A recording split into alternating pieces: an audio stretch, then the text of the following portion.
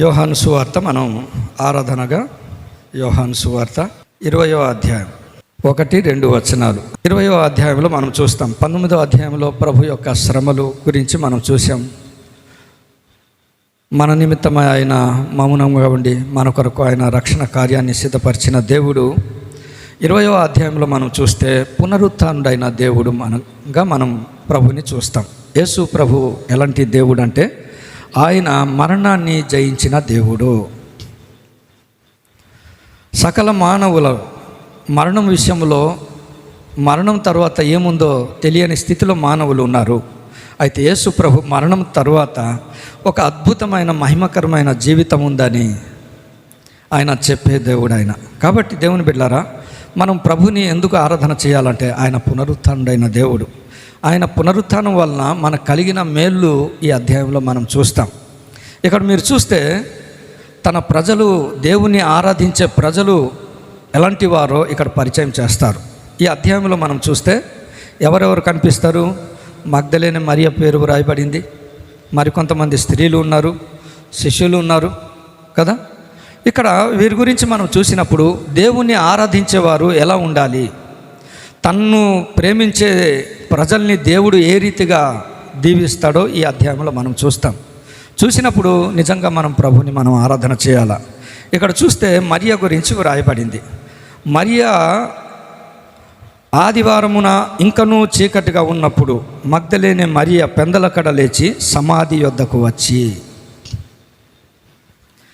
మరియ మనకు నేర్పించే ఒక మంచి పాఠం. శిష్యులందరూ గదిలో తలుపులేసి యూదులకు భయపడి ఉన్నారనేసి 19వ వచనంలో ఉంది. చూడండి, 19వ వచనం చదవండి.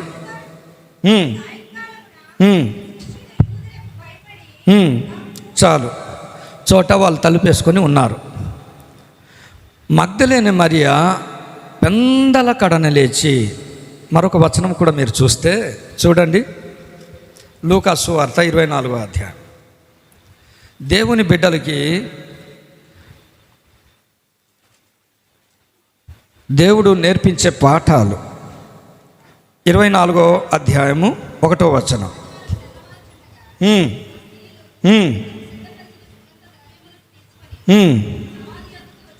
చాలు, ఇది చదివినప్పుడు దేవుడు నాతో మాట్లాడాడు. వారి యొక్క సిద్ధపాటు ఇక్కడ చూస్తున్నాం. స్త్రీల యొక్క సిద్ధపాటు శ్రేష్టమైన ప్రభుని ప్రేమించడానికి, ప్రభుని ఘనపరచడానికి సుగంధ ద్రవ్యాల్ని పట్టుకొని వారు ఎక్కడికి వచ్చారట? సమాధి యొద్దకు వచ్చారు. దేవుడు నాతో మాట్లాడారు. సమాధి యొద్దకు వెళ్ళిన స్త్రీలే వారికి అంత సిద్ధపాటు, అంత జాగ్రత్తలు, క్రీస్తు శరీరాన్ని సుగంధ ద్రవ్యాలతో పూయాలన్న ఒక ఆలోచన కలిగి ఉంటే, సజీవుడైన దేవుడు నివసించు తన తేజో మహిమ నిలుచు స్థలానికి నువ్వు వెళ్ళే నీ జీవితంలో నీ సిద్ధపాటు ఎలా ఉండాలి? సురేంద్రపాల్ అన్నాడు. సమాధి దగ్గరికి వెళ్ళే ప్రజలే మనకు మాదిరి అవ్వగలిగితే దేవుని మందిరానికి వెళ్ళే మనం, దేవుని బిడ్డలారా, దేవుడు మనతో మాట్లాడే దేవుడు. ఎంత శ్రేష్టమైన పాఠాలు తన ప్రజలు, ఒక ఆర్డినరీ కామన్ ఉమెన్ ద్వారా దేవుడు మనతో మాట్లాడుతున్నారు. ఆ స్త్రీలు నిరీక్షణ కలిగిన వారు. ఎలాంటి నిరీక్షణ? అప్పటి వరకు పునరుత్థానం గురించిన జ్ఞానం అంతగా లేదు ప్రజల్లో. కానీ యేసు ప్రభుతో కలిసిన తర్వాత, యేసు ప్రభుని వెంబడించిన తర్వాత వారి జీవితాల్లో యేసు ప్రభుని నమ్మిన వారు ఎలా ఉండాలంటే నిరీక్షణ కలిగిన ప్రజలుగా ఉండాలి. దేవుని ప్రజలు నిరీక్షణ కలిగిన వారుగా ఉండకపోతే దేవుని సేవించలేరు, దేవుని స్తుతించలేరు. ఎందుకంటే ప్రతి క్షణము, ప్రతి గడియ, ప్రతి దినము నిరాశపరిచే పరిస్థితులు మన జీవితాల్లో అలుముకుంటూ ఉంటాయి. అనారోగ్యం ద్వారా, ఆర్థిక పరిస్థితుల ద్వారా, మన ఉద్యోగాల ద్వారా, మన బిడ్డల ద్వారా, కుటుంబం ద్వారా ఎన్నో రకాలైన సమస్యలు ఎదుర్కొనే మన జీవితాల్లో దేవుని నమ్మిన మనము దేవుని యందు నిరీక్షణ కలిగి ఉండాలి. ఒక దైవజనుడు రాస్తాడు, చూడండి ఏమని రాస్తాడంటే, కీర్తనల గ్రంథము 42వ అధ్యాయం, దేవుని యందు నిరీక్షణ ఉంచాలి.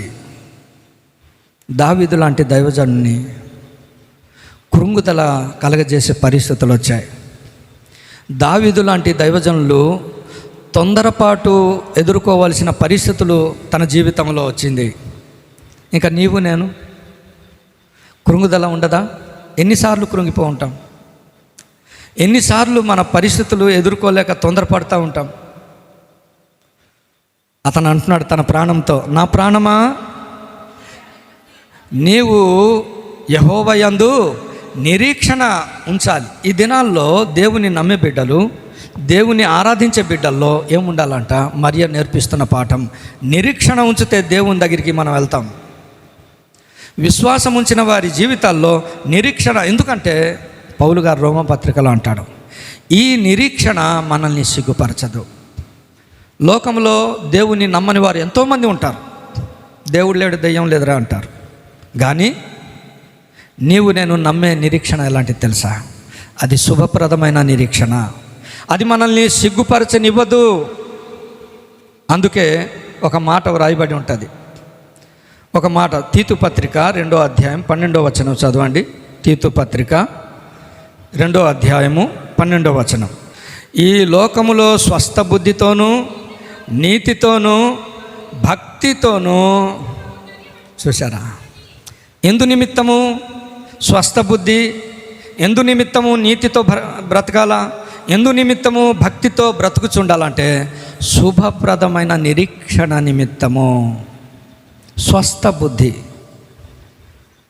ఈ లోకంలో స్వస్థ బుద్ధి, మన స్వస్థ బుద్ధి అంటే సెల్ఫ్ కంట్రోల్ అని ఉంటుంది.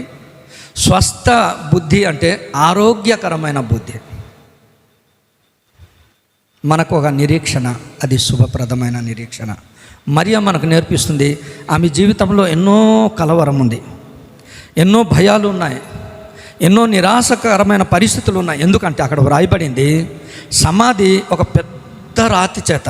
మార్కు సువార్త 16వ అధ్యాయము, మార్కు సువార్త 16వ అధ్యాయము చూడండి, అక్కడ చదవండి 4వ వచనం. సమాధి యొద్దకు వస్తున్నారు, ఎన్నో అనుమానాలు ఉన్నాయి, ఎన్నో సందేహాలు ఉన్నాయి. రాయి ఎవరు తీస్తారు? సామర్థ్యం లేదు, సందేహం ఉంది. దేవుని బిడ్డలారా, మన జీవితాల్లో మనం నేర్చుకుందాం. ఇలాంటి పరిస్థితుల మధ్య దేవుని యందు నిరీక్షణ ఉంచిన బిడ్డగా ఆమె. నిరీక్షణ కలిగిన వారిని దేవుడు సిగ్గుపరచాడు. అందుకే మన జీవితాల్లో మనం నేర్చుకుందాం. దేవుని ఆరాధించే మన జీవితాల్లో మనం నిరీక్షణ ఉంచిన వారముగా. ఎందుకో నిరీక్షణతో వచ్చింది. దేవుడు ఎంత మేలు చూపించాడో. అక్కడ ఒక మంచి మాట నాకు సంతోషం అనిపించింది. ఏ మాట అంటే 20వ అధ్యాయంలో 1వ వచనంలో ఏమని వ్రాయబడిందంటే, సమాధి మీద ఉండిన రాయి తీయబడి ఉండుట చూచుట. ఎంత ఆనందం వచ్చి ఉంటుంది, ఎంత సంతోషం. ఇంతకుముందు సామర్థ్యం లేదు. అందుకే మన జీవితాల్లో దేవుణ్ణి మనం ఎందుకు ఆరాధన చేయాలంటే, మరియా సమాధి యొద్దకు వచ్చినప్పుడే 1వ పాఠం ఎంత సిద్ధపాటుతో వస్తుంది.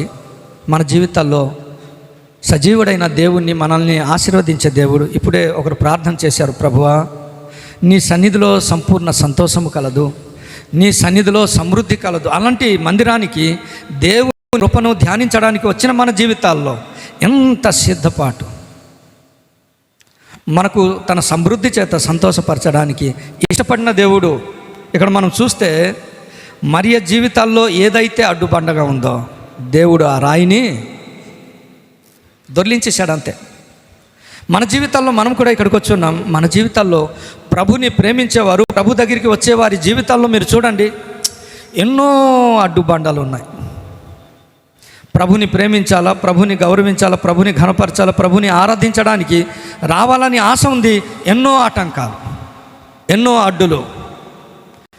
వీటి నుండి ఎవరు ప్రభువా బయటపడవేస్తారు అని మనలో కూడా చాలామంది ఎన్నో సమస్యలతో, డ్యూటీలు ఒకవైపు, పిల్లలు ఒకవైపు, అనారోగ్యం ఒకవైపు, దుర్వార్తలు ఒకవైపు, ఇన్ని పరిస్థితుల మధ్య దేవుని దగ్గరికి వెళ్ళాలనుకుంటే పెద్ద రాయి ఉందట. ఈరోజు మనం దేవుని దగ్గరికి వచ్చామంటే దేవుడు మనకు కూడా ఏం చేశాడట? రాతిని దొర్లించుట ద్వారా ఈరోజు మనం ప్రభు దగ్గరికి రాగలిగాం. మన అకుల అన్న ఉన్నారు, నిన్నటి నుండి డ్యూటీ చేస్తున్నాడు, కేవలము ప్రభు యొక్క సన్నిధి అనుభవించి డ్యూటీ అయిపోయిన వెంటనే మరలా వచ్చేస్తానని పర్మిషన్ తీసుకొని దేవుడు చూడ్డా. మగ్దలేని మరియ యొక్క ప్రయాస, అడ్డుబండ ఉంది, పెద్ద రాయి ఉంది, దొర్లించేవారు ఎవరు లేరు, అయినా ఒక నిరీక్షణతో వెళ్ళినప్పుడు ఆమె హృదయ ఆశను చూసిన దేవుడు రాతిని తీశాడు. మన జీవితాల్లో ఏదైతే దేవుని దగ్గరికి వచ్చేవారి జీవితాల్లో ఏ అడ్డుబండలు ఉన్నాయో, ఏదైతే ఆటంకాలు ఉన్నాయో దేవుడు తీసేస్తున్నాడు అంతే. మా జీవితాల్లో మేము కొన్ని తీర్మానాలు చేసుకున్నాం. ప్రభు దినమందు మా బిడ్డలు ఎగ్జామ్ రాయకూడదని నేను తీర్మానం చేసుకున్నాను. సవాళ్ళతో కూడిన పోరాటం. నేను చైతన్య కాలేజీకి వెళ్ళి, నువ్వు ఎన్ని ఎగ్జామ్స్ పెట్టుకో, నా కొడుకు మాత్రం సండే ఎగ్జామ్ రాయడం అన్నాడు. దానికి ఒప్పుకుంటే జాయిన్ చేస్తాను, లేకపోతే తీసుకెళ్ళిపోతాను అన్నాను. దేవుడు గౌరవించాడా? Certainly God will honour our desires, our commitments. ఒకరోజు సండే రాలేదనేసి మా డేవిడ్ని బయట పెట్టేశారు చాణక్య స్కూల్లో. నేను వెళ్ళాను, మేము రాలేము సార్, మేము ఒక తీర్మానం చేసుకున్నాం. ఒక అక్క అన్నారు, దేవుని ప్రభుదినమందు ఉమాక ఒక మాట నన్ను చాలా సంతోషింపజేసింది. ప్రభుదినం కొరకు నేను ప్రతిష్ట చేసుకున్నానన్న, బాత్రూంలు నేను కడగాలనేసి నేను తీర్మానం చేసుకున్నానన్న, కొన్ని పరిచర్యలు నేను చేసుకోవాలని తీర్మానం చేసుకున్నామన్నా. ఇలాంటి ప్రతిష్ట కలిగిన నిర్ణయాలు తీసుకున్న దేవుని బిడ్డల్ని దేవుడు ఏ రీతిగా ఆశీర్వదిస్తాడో రాబోయే దినాల్లో మనం చూస్తాం. నా జీవితాల్లో నేను తీసుకున్న కొన్ని తీర్మానాలు ఇప్పటికీ నేను చూస్తూ ఉంటాను స్క్రీన్లో. ఇంజనీరింగ్ మ్యాథమెటిక్స్ చాలా కష్టతరమైంది. కరెక్ట్గా ఆదివారమే సిస్టర్ కూడా ఉన్నారు, నా క్లాస్మేట్ ఎస్తర్ రాని సిస్టర్ గారు.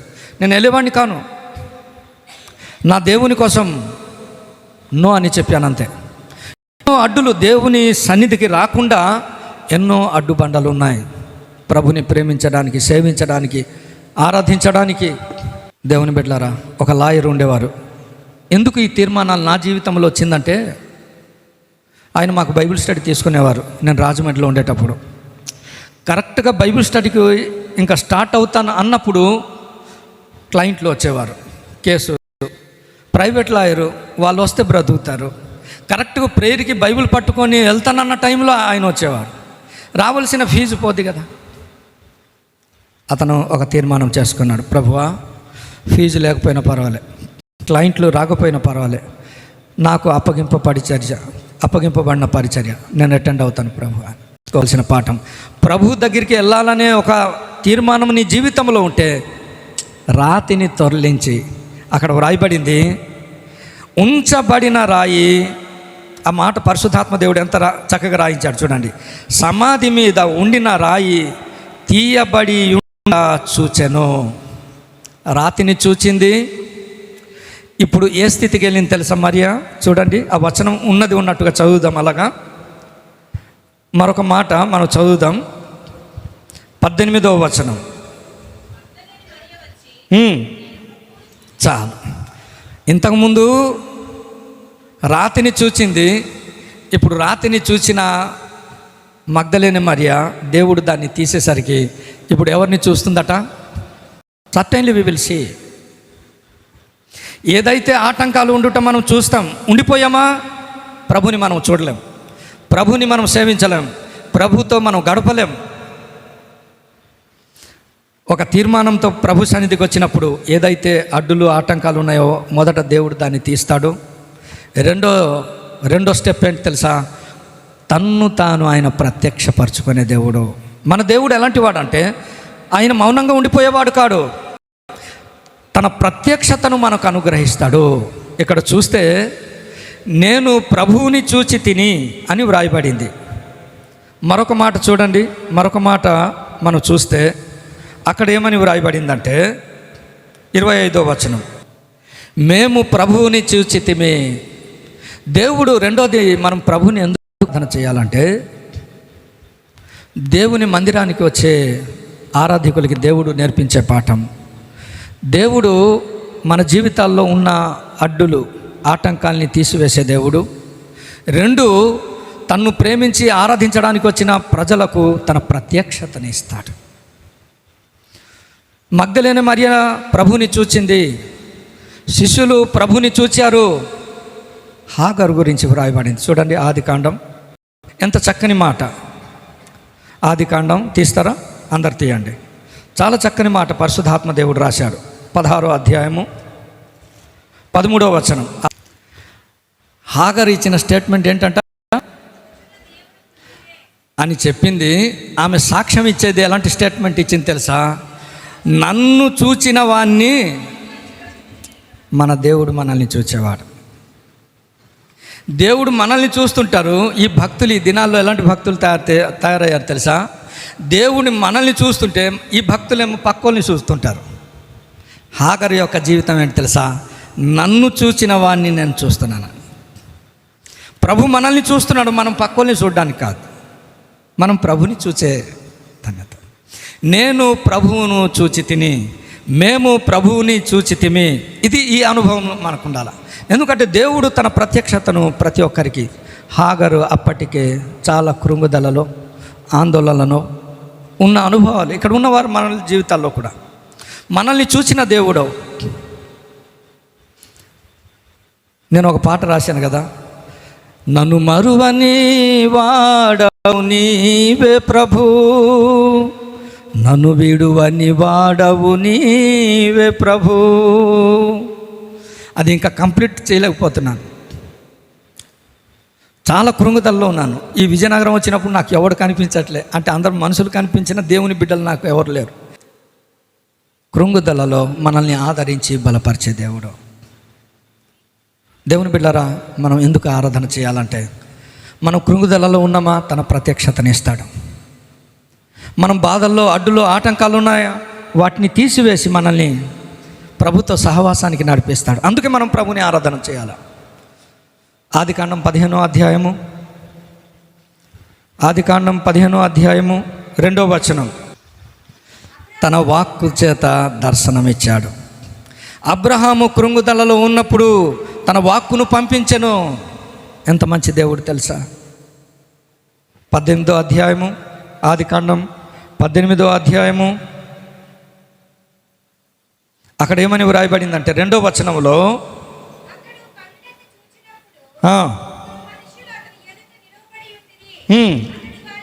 చాలు, అతడు వారిని చూచాను. తండ్రి, కుమార, పరిశుద్ధాత్మ దేవుడు.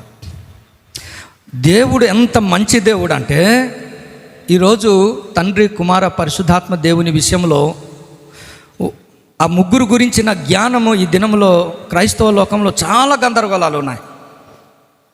దేవుని ప్రేమించేవారు, దేవుని వాగ్దానం దేశం కొరకు సిద్ధపడుతున్న తన ప్రజలకు తన ప్రత్యక్షత చాలా క్లారిటీ. ముగ్గురిని చూచాడు. తండ్రి, కుమార, పరిశుద్ధాత్మ దేవుని చూచాడు. There is no doubt. ఆయన సంబోధన ఏమంటాడు తెలుసా? 3వ వచనం. ఆ ముగ్గురిని ఇప్పుడు ఏమంటున్నాడు? మీ కటాక్షము అని చెప్పట్లే, అంటే ఒక్కరికి సంబోధించినట్టు. తండ్రి, కుమార, పరిశుద్ధాత్మ దేవుడు త్రిత్వమై ఉన్న దేవుడు ఒక్కడిగా చూడగలుగుతున్నాడు, ముగ్గురుగా చూడగలుగుతున్నాడు. What a wonderful experience. మన దేవుడు తన ప్రత్యక్షతని ఇస్తాడు. అంత మాత్రమే కాదు, ఇక్కడ మనం యోహాను సువార్త 20వ అధ్యాయంలో మనం చూస్తే అక్కడ ఏమని వ్రాయబడిందంటే, చూడండి దేవుని బిడ్డలారా, మీరు చూస్తే 14వ వచనంలో చివరి భాగంలో చూస్తే, ఆయన యేసు అని గుర్తుపట్టలేదు. ఈ మాట నేను చదివినప్పుడు చాలాసేపు ఆలోచించాను. గుర్తుపట్టని జీవితాలు మన జీవితాలు. మరియా ఒక స్థితిలో యేసు ప్రభు అక్కడ ఉన్నా గుర్తుపట్టలేని స్థితిలో మరియా ఉంది. మన దేవుడు ఎంత మంచి దేవుడు తెలుసా? ఆమెను దేవుడు గమనిస్తున్నాడు. ఇక్కడ మనం చూస్తే మరియా అని సంబోధించేసరికి మరియా ఎలా స్పందించింది? ఆమె ఆయన వైపు తిరిగి ఆయనను హెబ్రీ భాషతో రబ్బుని అని పిలిచాను. ఇప్పుడు ప్రభు అర్థమైపోయాడు.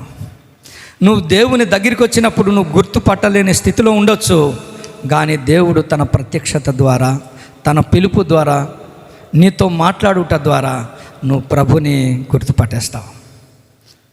నేను నమ్మిన వాణ్ణి నేను ఎరుగుదును అని భక్తుడు చెప్తున్నాడు. గుర్తుపట్టగలిగే స్థితి మరియకు దేవుడిచ్చాడు.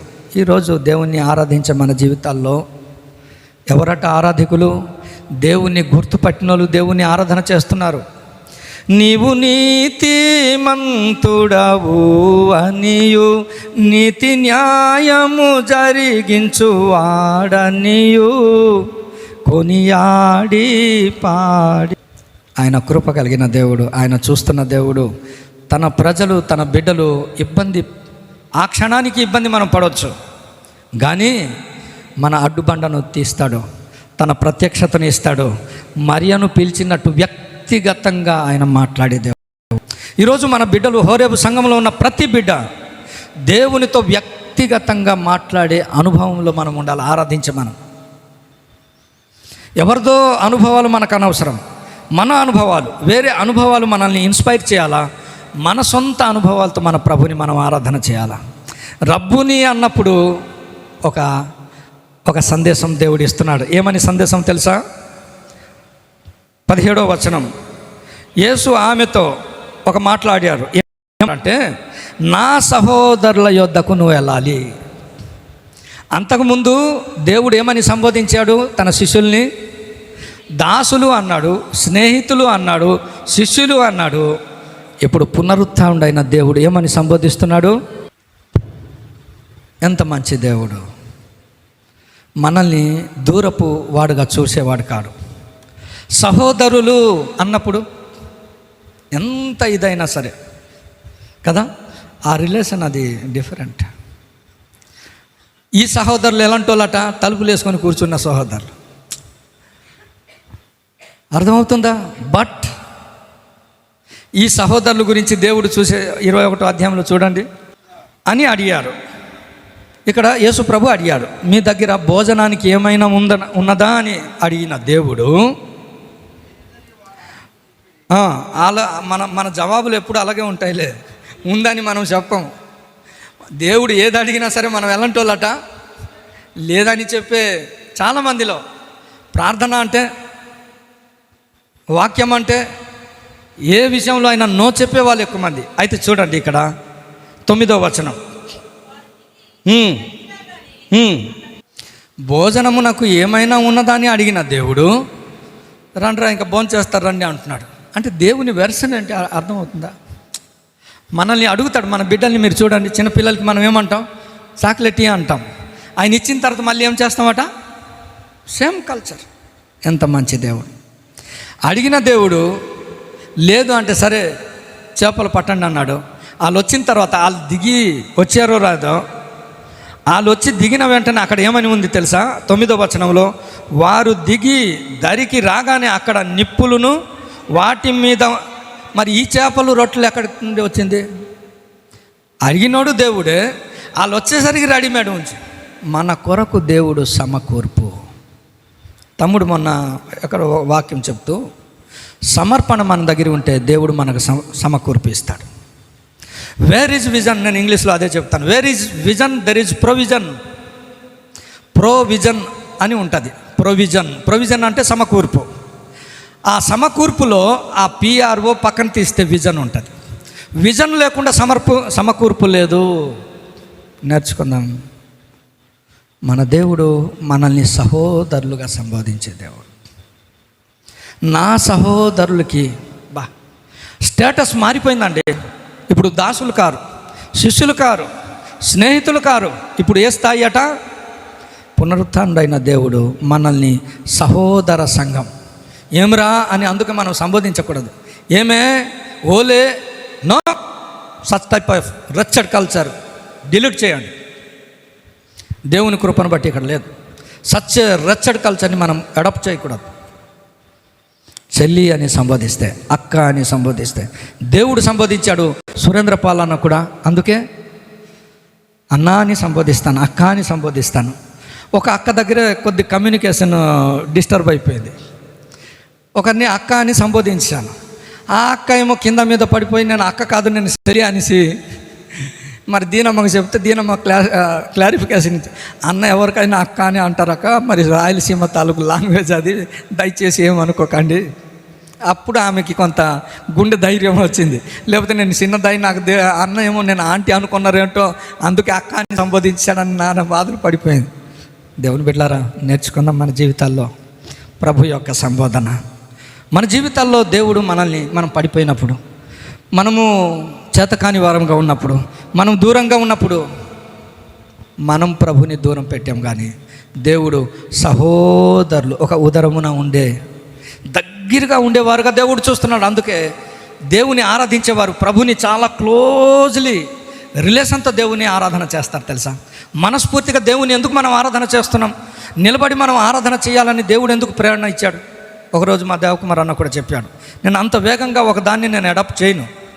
నా జీవితంలో కొన్ని నేర్చుకుంటూ ఆరాధనలో సేవ జీవితంలో నేను ఇది అవుతున్నాను. మా అన్న ఒకరోజు చెప్పాడు, లేచి నిలబడి అందరు చేయగలిగితే అప్పుడు సమయం కలిసి వస్తుంది. ప్రతి ఒక్కరు ఎవరు నేను ఆరాధన చేయలేకపోయానే అని, కొంతమంది ఆరాధన చేయకపోయినా వారిలో ఎటువంటి ఇబ్బంది లేకుండా సైలెన్స్గా ఉండిపోయే వాళ్ళు ఉన్నారు. ఇప్పుడు లేచి నిలబడి పాటలు పాడినప్పుడు ప్రతి ఒక్క నోరు ప్రభుని ఘనపరచాలనేది దేవుని లేఖనము. పరలోకంలో ఆ కల్చర్ ఉంది, భూమి మీద ఆ కల్చర్ ఉండాలి. చాలా సంఘాల్లో ఆ కల్చర్ ఉంది, మన సంఘంలో కూడా దేవుని ఆరాధించడానికి ఎటువంటి సందేహం ఉండకూడదు. నీ దేవుని, అందుకే మీ దేవుడు అక్కడ ఆ మంచి మాట చూడండి, పరిశుద్ధాత్మ దేవుడు రాయించాడు. ఏమని రాయించాడంటే 17వ వచనం, నా దేవుడు మీ దేవుడు కదా, నా తండ్రి మీ తండ్రి. అదేనా 17వ వచనం, 20వ అధ్యాయం 17వ వచనంలో, అయితే నా సహోదరుల యొద్దకు వెళ్ళి నా తండ్రి మీ తండ్రి, నా దేవుడు మీ దేవుడు. మన జీవితాల్లో నేర్చుకుందాం. అంత మాత్రమే కాదు, మన దేవుడు ఎలాంటి వాడంటే 19వ వచనాల్లో చూస్తే, వారు భయంలో ఉన్నారు, చాలా ఆందోళనలో ఉన్నారు, క్లోజ్డ్ సర్క్యూట్లో వాళ్ళు ఉన్నారు. దేవుడు వారికి ఏమన్నాడంటే సమాధానము.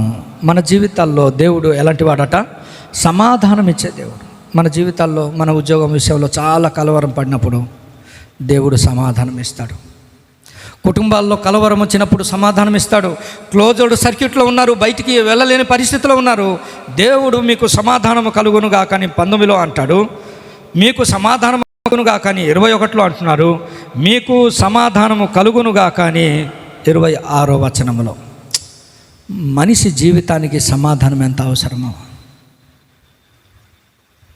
ఆ సమాధానం ఎలాంటి తెలుసా, దేవుడిచ్చే సమాధానం ఎలాంటిది తెలుసా, జ్ఞానమునకు మించిన క్రీస్తు సమాధానం అంటాడు పౌలు. మన జ్ఞానంతో దాన్ని అర్థం చేసుకోలేం. Such a wonderful peace. జ్ఞానమునకు మించిన క్రీస్తు సమాధానము మీ తలంపులకు మీ హృదయములకు అంతకన్నా ఇంకేం కావాలా?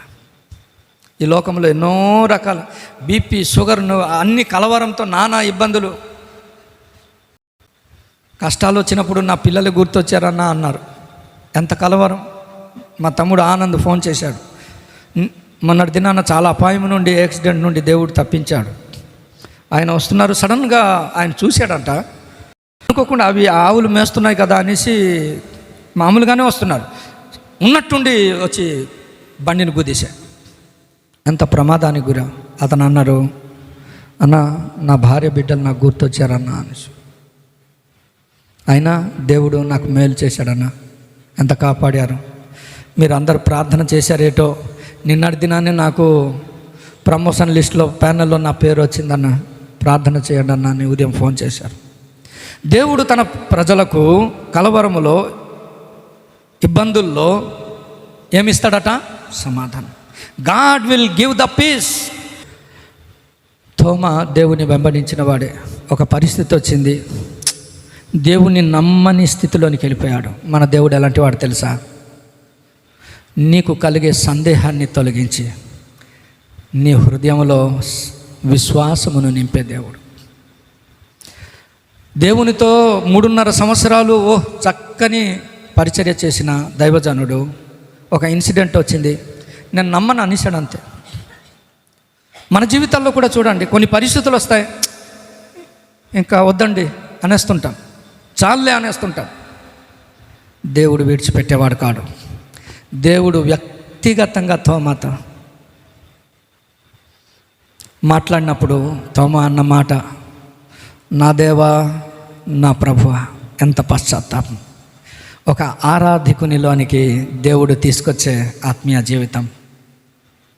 ప్రభుని చాలా క్లోజ్గా అయిపోతాం. నా ప్రభువా నా దేవా నువ్వు ఎంత మంచివాడు. చివరి మాట రాయబడింది, నమ్మిన వారు ధన్యులు. 29వ వచనం, చూడక నమ్మినవారు. దేవుని నమ్మిన వారు ధన్యులు. యెహోవా తమకు దేవుడు గాగల జనులు ధన్యులు. అంటే ఏంటి తెలుసా? బ్లెస్సెడ్ అని ఉంటుంది. ఇది లోక సంబంధమైన ఆశీర్వాదం కాదు, ఇది హెవెన్లీ బ్లెస్సింగ్. ఇహ సంబంధము పర సంబంధమైనది. హెవెన్లీ బ్లెస్సింగ్ ఎలాంటి తెలుసా? ఇహ సంబంధమైనది పర సంబంధమైనది. దేవుని బిడ్డలారా, మన జీవితాల్లో మనం నేర్చుకుందాం, మన దేవుడు మనల్ని ఆశీర్వదించే దేవుడు. అందుకే మనం ప్రభుని ఆరాధన చేద్దాం. ఒకరి తర్వాత ఒకరు త్వరగా, ప్రభువా నిరీక్షణ కలిగిన జీవితం ఇచ్చావు, మీకు స్తోత్రం. ప్రభువా నీ ప్రత్యక్షతను ఇచ్చి గుర్తుపట్టలేని మా జీవితాల్లో నిన్ను గుర్తుపట్టగలిగే కృప ఇచ్చావు. నీ సహోదరుల సంఘములో నన్ను ఒకరినిగా ఉంచావు. ప్రభువా నేను భయంలో ఉన్నప్పుడు నాకు సంతోషం ఇచ్చిన దేవుడవు, సమాధానం ఇచ్చిన దేవుడవు. అనేక మార్లు అవిశ్వాసం నా జీవితంలోనికి వచ్చినప్పుడు తోమాకి విశ్వాసమును ఇచ్చి బలపరిచినట్లుగా నన్ను బలపరిచి నన్ను ఆశీర్వదించిన దేవుడని ఒకరి